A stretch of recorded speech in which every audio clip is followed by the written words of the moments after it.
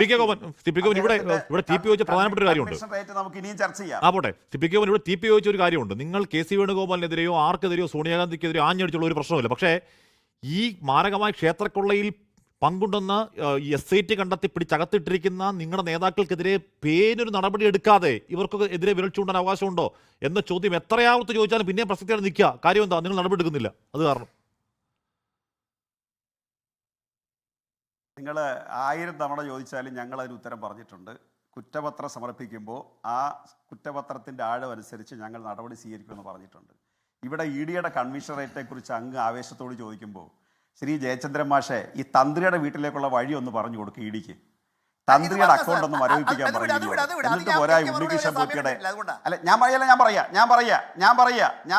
അങ്ങ് പറയല്ല, അങ്ങയുടെ സമയമല്ല. ഉണ്ണികൃഷ്ണൻ പോറ്റിയുടെ അക്കൗണ്ട് മരവിപ്പിക്കുന്നതിനെ കുറിച്ച് അങ്ങ് ആകാശത്തോളം വിളിച്ചു പറയുമ്പോൾ തന്ത്രിയുടെ അക്കൗണ്ട് ഒന്ന് മരവിപ്പിക്കാൻ EDയോടൊന്ന് പറഞ്ഞാട്ടെ, EDയുടെ വഴി ഒന്ന് പറഞ്ഞു കൊടുത്താട്ടെ. ഇനി ഇവിടെ അയ്യപ്പ സംഗമം നടത്തിയതിന്റെ ദേവസ്വം ബോർഡ് അവര് മന്ത്രിയെ വിളിച്ചു, മുഖ്യമന്ത്രിയെ വിളിച്ചു. ആ കൂട്ടത്തിൽ അവര് ഇന്ത്യ രാജ്യത്തെ ശബരിമലയിലേക്ക് വരുന്ന എല്ലാ സംസ്ഥാന മുഖ്യമന്ത്രിമാർക്കും കത്തയച്ചു. ആ കൂട്ടത്തിൽ കോൺഗ്രസ് മുഖ്യമന്ത്രിക്കും കത്തയച്ചു, അതുപോലെ യോഗിക്ക് കത്തയച്ചു. അവർ മറുപടി അയച്ചു. അപ്പോൾ ഈ കത്തയച്ചു കഴിഞ്ഞാൽ പ്രേമലേഖനമാണെന്ന് തോന്നണമെങ്കിൽ രാഹുൽ മാങ്കൂട്ടത്തിൻ്റെ പാർട്ടി നിൽക്കുന്നവർക്ക് മാത്രമേ അങ്ങനെ എപ്പോഴും അത്തരം വികാരങ്ങളൊക്കെ ഉണ്ടാവുകയുള്ളൂ. അതാണ് അദ്ദേഹം പറഞ്ഞതിൻ്റെ ഒരു കാരണം. പിന്നെ ഏതോ ഒരു മന്ത്രി സ്വപ്ന സുരേഷിന് മെസ്സേജ് അയച്ചതിൻ്റെ കാര്യമാണ് പറയുന്നത്.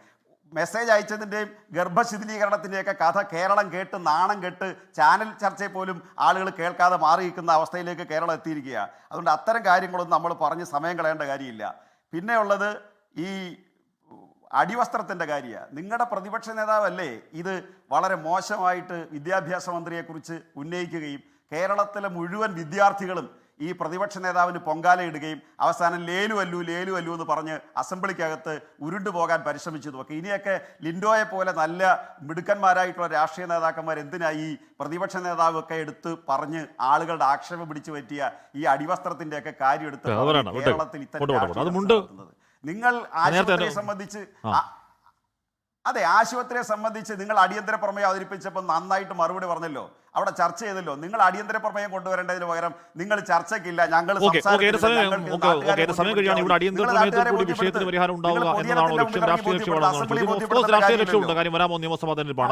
ലോകത്തെവിടെയായാലും ഏത് സമയത്തും 24 വാർത്തകളും ഓഗ്മെന്റഡ് റിയാലിറ്റി പാക്കേജുകളും എക്സ്പ്ലെയിനറുകളും വിശദമായി കാണാൻ ഞങ്ങളുടെ YouTube ചാനൽ നിങ്ങൾക്ക് സബ്സ്ക്രൈബ് ചെയ്യാം.